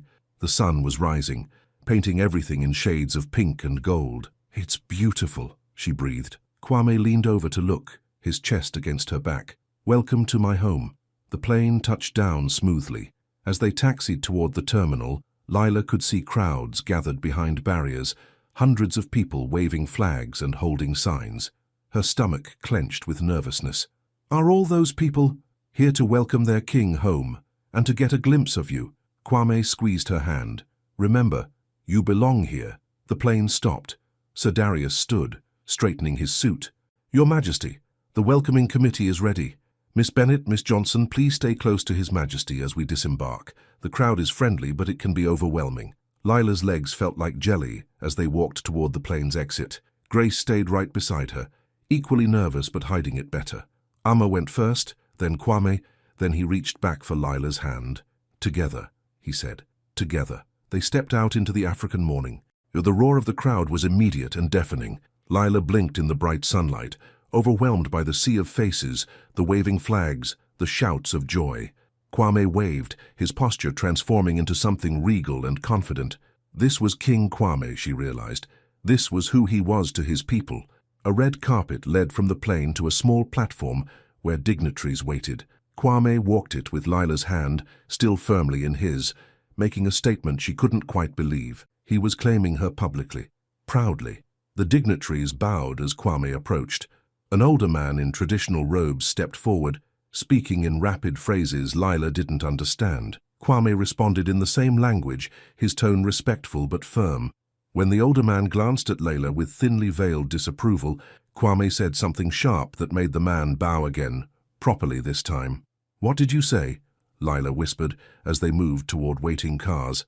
I reminded him that you're my honored guest and will be treated accordingly. Kwame's jaw was set. That was Minister Okoye. He's on the council and wasn't pleased about my press conference, but he'll come around. The motorcade drove through streets lined with people. Children ran alongside the cars, waving and laughing. Women in colorful dresses danced. Men held up signs that read, "Welcome home, Your Majesty," in English, and what Lila assumed was the local language. They love you, she said, awed. They love their country. I'm just the symbol of it. But Kwame smiled as he waved through the window. Though I appreciate their enthusiasm. Grace leaned forward from the back seat. Lila, this is insane. We're in a royal motorcade in Africa with a king. This is actually happening. Despite her nervousness, Lila laughed. I know. I keep thinking I'm going to wake up. The palace appeared suddenly, rising from behind a grove of trees like something from a storybook. White stone walls, golden domes, gardens that seemed to stretch forever. It was magnificent and terrifying all at once. Home, Kwame said softly. Then to Lila, you're home too for as long as you're here. The cars pulled into a private courtyard. Staff members lined up to greet them. Dozens of people in formal uniforms, all bowing as Kwame passed. He acknowledged each one by name, asking about their families, their health. Lila watched, realizing this was another side of him, the king who knew his people, who cared about them as individuals. Sir Darius directed Lila and Grace to their rooms, a suite of connected chambers that were larger than Lila's entire apartment back home. Everything was elegant and beautiful, from the carved wooden furniture to the silk curtains to the balcony overlooking the gardens. This is too much, Lila said, spinning slowly. I can't possibly stay here. You absolutely can and will, Amma said, appearing in the doorway. She changed into a flowing dress of deep purple, looking every inch the princess. These are the guest quarters. We use them for visiting dignitaries. You're an important guest, so you get the nice rooms. But I'm not important. You're important to Kwame. That makes you important. Amma crossed the room, taking Lila's hands. Listen to me. I know this is overwhelming. I know you're scared. But you need to hold your head high. The council is already circling, looking for ways to discredit you. Don't give them ammunition by acting like you don't deserve to be here. How am I supposed to act like I deserve this? Look at this place. Lila gestured around the opulent room. By remembering that my brother chose you. Not because you're perfect or sophisticated, but because you're genuine and kind. Those qualities matter more than fancy table manners. Amma's expression softened. But I'm not going to lie, the next few days are going to be hard. The council wants to meet you. There will be a state dinner tomorrow night. The press is already running stories. Lila's stomach sank. What kind of stories? Amma pulled out her phone, showing headlines. King's mystery woman arrives in Zalawi. From cafe to castle. The waitress who won a king. Royal romance or royal mistake? Some are supportive, Amma said. Others less so. Don't read the comments, trust me on that. Grace took the phone, scrolling through with a frown. Half of these are questioning whether Lila is qualified to be with a king, like there's some kind of test you have to pass. In a way, there is. Amma sat on the edge of the bed. The council will be watching everything. How you dress, how you speak, how you handle pressure. They're looking for reasons to push Kwame toward Amira instead. Amira. Lila's voice went flat. The woman he's supposed to marry. The woman the council wants him to marry. She's from a noble family, well-connected, politically advantageous. Amma met Lila's eyes. She's also here, in the palace. Her family has quarters in the East Wing. Lila felt like she'd been punched. She's here now? Her family has strong ties to the court. They're often here for state functions. Amma squeezed Lila's hand. I'm telling you this because I don't want you to be blindsided. Amira will probably try to meet you, to size you up. She's not cruel, but she's ambitious. And she believes she should be queen. Maybe she should be. The words came out small and defeated. No. Amma's voice turned fierce. She shouldn't. Because Kwame doesn't love her. He loves you, and you need to fight for that, Lila. Don't give up before you've even started. A knock at the door interrupted them. A staff member entered, bowing. Miss Bennet, His Majesty requests your presence in the gardens. He wishes to show you the grounds before dinner. Lila looked at Grace, who gave her an encouraging nod. Go. I'll unpack and settle in. You need to spend time with him. But, no buts. Go be with your king. Grace grinned. And take lots of mental pictures so you can describe everything to me later. Lila changed quickly into a simple sundress, then followed the staff member through winding corridors. The palace was enormous. Every turn revealed new hallways, new rooms, new treasures. Finally, they emerged into the gardens. Kwame stood by a fountain, still in the formal clothes he'd worn for the arrival ceremony, but he'd loosened his collar, rolled up his sleeves. When he saw Lila, his whole face transformed with relief. Thank God. I was worried you'd be too overwhelmed to come. He crossed to her, taking both her hands. How are you? Really? Terrified, excited, confused, all of it at once. She looked around at the spectacular gardens. Roses, lilies, exotic flowers she didn't have names for. This place is incredible, Kwame. I'm glad you think so. I wanted to show you myself before the staff gives you the official tour. He led her down a path lined with jasmine. This was my mother's favorite place. She designed most of these gardens before she died. Will you tell me about her? They walked slowly as Kwame talked about his mother, a woman who'd struggled to adapt to royal life, who'd been kind but fragile, crushed eventually by the pressure. His voice grew sad when he described her last years. I don't want that for you, he said quietly. I don't want you to lose yourself trying to fit into this world. Then help me not lose myself. Help me stay me, even here. I will, I promise. He stopped walking, turning to face her. Lila, I need to tell you something. The council has requested a formal meeting with you tomorrow morning. They want to assess your suitability. Lila's heart dropped. Assess my suitability? Like I'm applying for a job? Something like that. They'll ask questions about your background, your intentions, your understanding of royal protocol. It's essentially an interrogation disguised as a courtesy. His hands tightened on hers. You don't have to do it. I can refuse their request. And then what? They'll never accept me. They'll always see me as the obstacle keeping you from doing your duty. I don't care what they think, but I do. Lila took a shaky breath.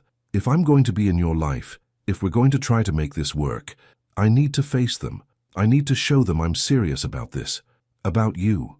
Pride and concern warred on Kwame's face. You're braver than you know. I'm terrified, but I'm tired of running from things that scare me. He pulled her close, wrapping her in his arms. Lila pressed her face against his chest, breathing in his familiar scent. Here in his embrace the world felt manageable again. I'll be there with you, he murmured into her hair. Every step. You're not facing them alone. They stood like that for a long moment, the sounds of the garden soft around them, birds singing, water trickling from fountains, the breeze rustling through leaves. Then a woman's voice cut through the peace. How touching! Lila pulled away from Kwame to see a woman approaching down the path. She was stunning, tall and elegant in a traditional dress of deep blue, her dark hair arranged in an intricate style. Her posture radiated confidence and breeding. This had to be Amira. Lady Amira, Kwame said, his voice carefully neutral. I didn't expect to see you this evening. My family is hosting a reception tomorrow. I came to finalize the details with the staff. Amira's eyes slid to Lila, assessing. You must be the American woman everyone is talking about. Lila Bennet. Lila extended her hand, refusing to be intimidated. Amira took it with a smile that didn't reach her eyes. How lovely to meet you. I've heard so much. A waitress, they say. How refreshing. The condescension was subtle but unmistakable. Kwame stepped closer to Lila, a protective gesture. Lila is my guest and will be treated with respect. Of course, Your Majesty, I meant no offense.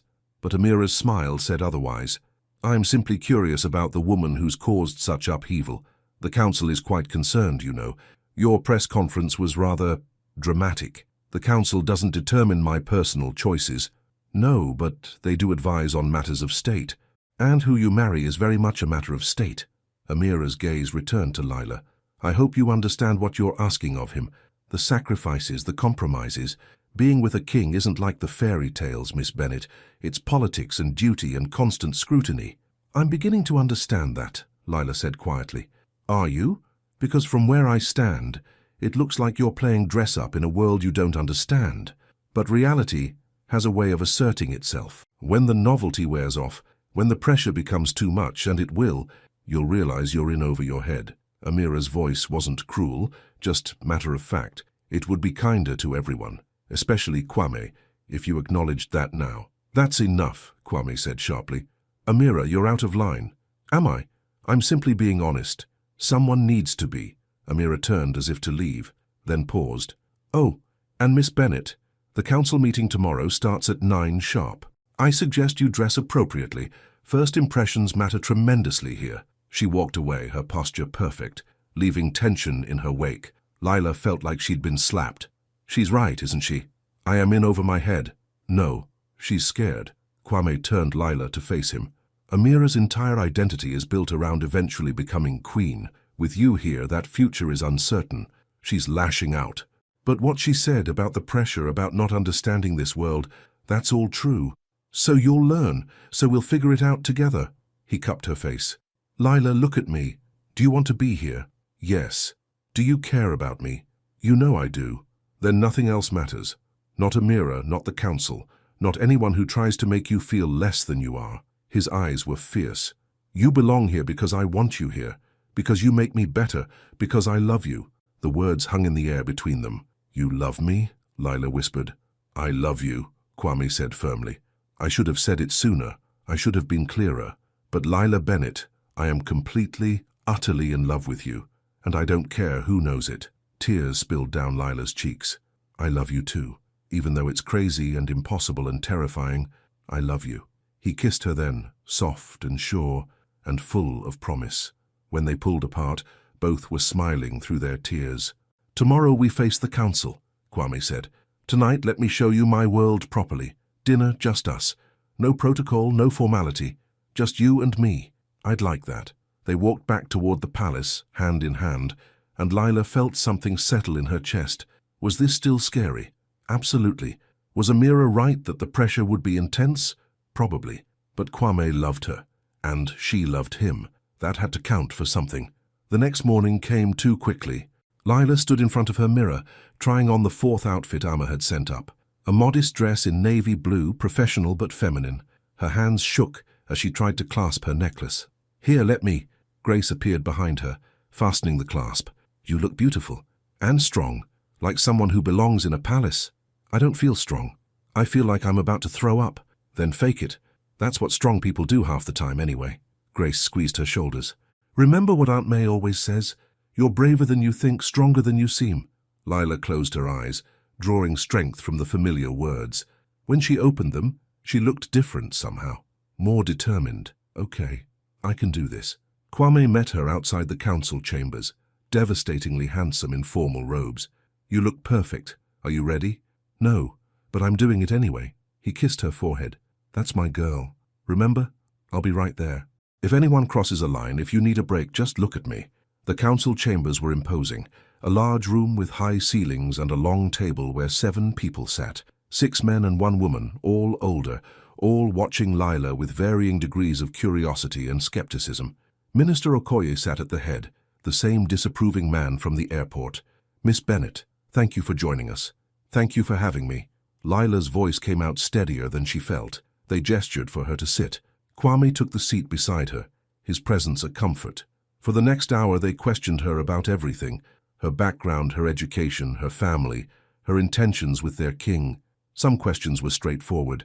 Others felt designed to trip her up, to expose her inexperience. "You have no diplomatic training," one counselor noted. "No understanding of international protocol or political alliances. How do you expect to support His Majesty in his duties?" "I don't expect to support him in those ways," Lila answered honestly. "I'm not trained for diplomatic work, but I can support him as a person. I can remind him why he does this work, what matters beyond politics. I can be someone he trusts completely, who sees him for who he is, not just what he represents." "That's very romantic," Minister Okoye said dryly. "But this is not a romance novel, Miss Bennet. This is a kingdom with real consequences." "I understand that. Do you? Do you understand that your relationship with His Majesty has already caused diplomatic tensions? That Lady Amira's family is threatening to withdraw support for the new trade agreement? That the press is portraying our king as foolish and impulsive?" Each word was designed to wound, and they hit their targets. Lila felt her confidence cracking. "That's not her fault," Kwame interjected. "I made my choice publicly. I take full responsibility. A choice that's causing problems, Your Majesty. Problems this young woman is ill-equipped to help solve." Minister Okoye leaned forward. "Miss Bennet, I ask you directly, do you truly believe you can be what our king needs? Or are you simply caught up in the romance of it all?" Lila looked at the council members, their skeptical faces, their obvious disapproval. Then she looked at Kwame, who watched her with quiet faith. "I don't know if I can be what he needs," she said slowly. "Not in the way you mean. I'll never be politically connected or diplomatically trained. I'll probably make mistakes, lots of them. I'll use the wrong fork at state dinners and say the wrong thing to foreign dignitaries." She took a breath. "But I know I can love him honestly. I can stand beside him when things are hard. I can remind him why this all matters. And maybe that's not enough for you. Maybe that's not what you think a king needs, but it's what I can offer. And Kwame thinks that's worth something." The room was silent. Then the female councillor, the one who hadn't spoken yet, smiled slightly. "She's honest, at least. And brave. Those qualities shouldn't be dismissed." "Councillor Adisa, surely you don't think—" Minister Okoye started. "I think our king is a grown man capable of making his own choices." Councillor Adisa looked at Kwame.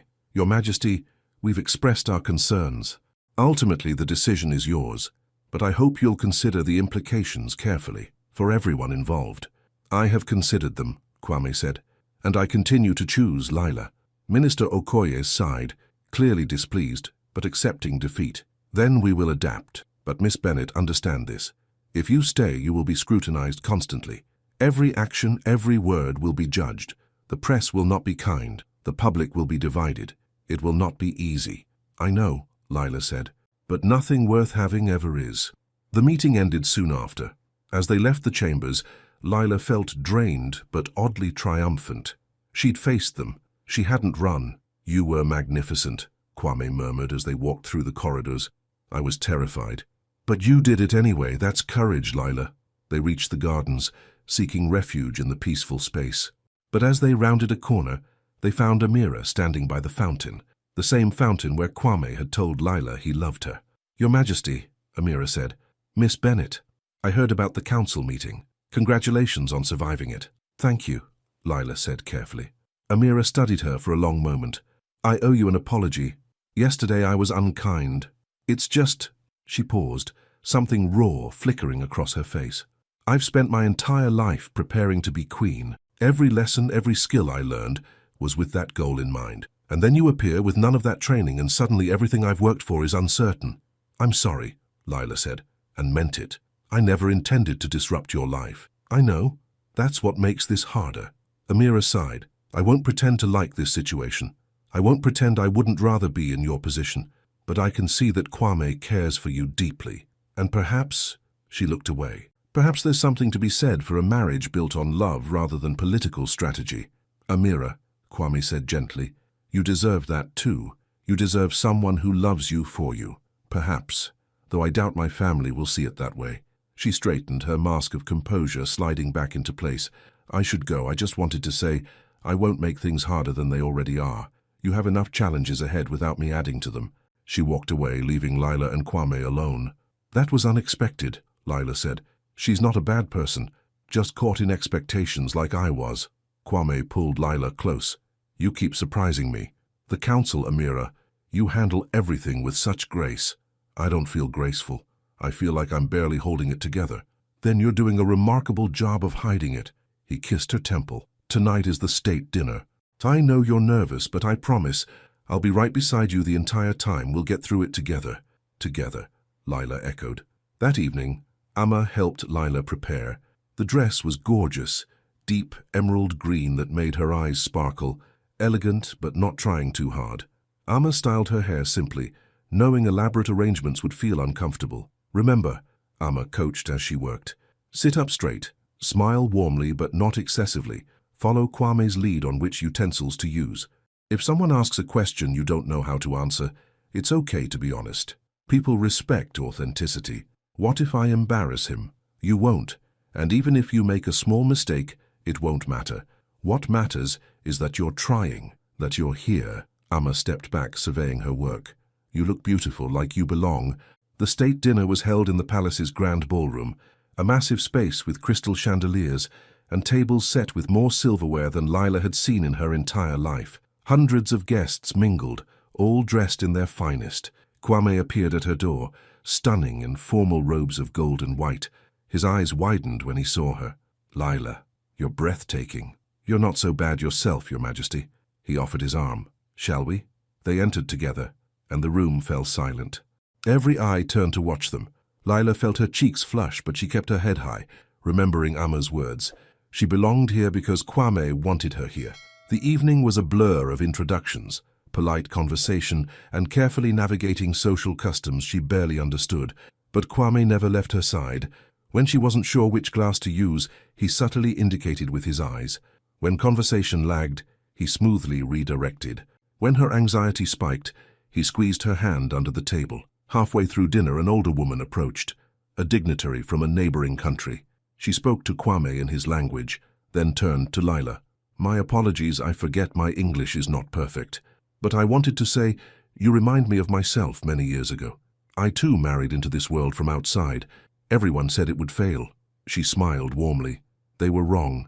Sometimes the best queens are the ones who come from the people, who remember what matters beyond palace walls. The words settled into Lila's heart like a blessing. As the evening wound down, Kwame led Lila onto the balcony for air. The night was warm, stars brilliant overhead. Music drifted from inside. You did wonderfully, he said, pulling her close. I'm so proud of you. I survived, at least. You did more than survive. You showed them exactly who you are. Kind, genuine, strong. Everything I love about you. Lila looked up at him, this impossible man who'd changed her entire world. What happens now? Now? Kwame smiled. Now we keep going, day by day, challenge by challenge, building a life together, even though it's hard, especially because it's hard, because that means it's real, because that means it matters. He cupped her face. I'm not saying there won't be more obstacles. There will be, but Lila, I meant what I said. I choose you. Every day, I choose you. I choose you too, she whispered. Every day. They kissed under the stars and Lila felt something shift inside her. The fear was still there, the uncertainty, but underneath it was something stronger. Hope. Real, tangible hope that maybe love could bridge impossible gaps, that maybe a waitress and a king could build something lasting, that maybe she'd been enough all along. 6 months later, Lila stood in the same gardens where Kwame had first told her he loved her. She'd spent those months learning, growing, making mistakes and figuring things out. The council still wasn't fully convinced, but they'd stopped openly opposing her. The press had moved on to other stories, and Lila had found her place, not as a perfect princess, but as someone who cared deeply about people, who used her platform to highlight the cafe workers and the everyday heroes no one usually noticed. Grace had visited twice, each time marveling at how Lila seemed more herself here than she'd ever been at home. Aunt May had cried happy tears on a video call, saying she always knew Lila was destined for something special, and Kwame had kept every promise. He'd been there through every challenge, every doubt, every moment of uncertainty. He'd shown her that love wasn't about being perfect. It was about showing up, trying, being honest. Now he approached her in the garden, and Lila saw something nervous in his expression. What's wrong? She asked. Nothing's wrong. Everything's right. That's why I'm terrified. He took both her hands. Lila, These past 6 months have been the best of my life. You've challenged me, supported me, reminded me why I do this work. You've made me better, made me happier, made me more myself than I've ever been. Kwame, wait, let me finish before I lose my nerve. He smiled, then slowly lowered to one knee. Lila's breath caught. I know we've only known each other for 8 months. I know this is crazy and fast, but I also know with absolute certainty that I want to spend the rest of my life with you. So Lila Bennett, he pulled out a ring, simple and beautiful. Will you marry me? Will you be my queen, my partner, my love? Tears streamed down Lila's face. She thought about the scared girl who'd stood outside a restaurant 6 months ago, nervous about a blind date. She thought about every moment since. The boat ride, the revelation, the press conference, the flight to Africa, every challenge, every triumph, every moment of doubt and hope. And she thought about the man kneeling before her, who'd seen her, really seen her, from the very first moment. Yes, she whispered. Yes, I'll marry you. Kwame stood, slipping the ring onto her finger, then pulled her into a kiss that felt like coming home and starting an adventure all at once. Behind them, hidden in the palace windows, staff members cheered. Grace and Amma hugged each other. Sir Darius smiled. Even some of the council members nodded with grudging approval, because love had won. Not easily, not without struggle, but genuinely, honestly, beautifully. And maybe that was the real fairy tale all along. Not that everything was perfect, but that two people from impossible worlds had chosen each other and made it work. One day, one challenge, one moment of bravery at a time. Lila Bennett, the waitress from nowhere, was going to marry a king, but more importantly, Lila Bennett had found herself, had learned she was enough, more than enough, exactly as she was, and that was the happiest ending of all. The end.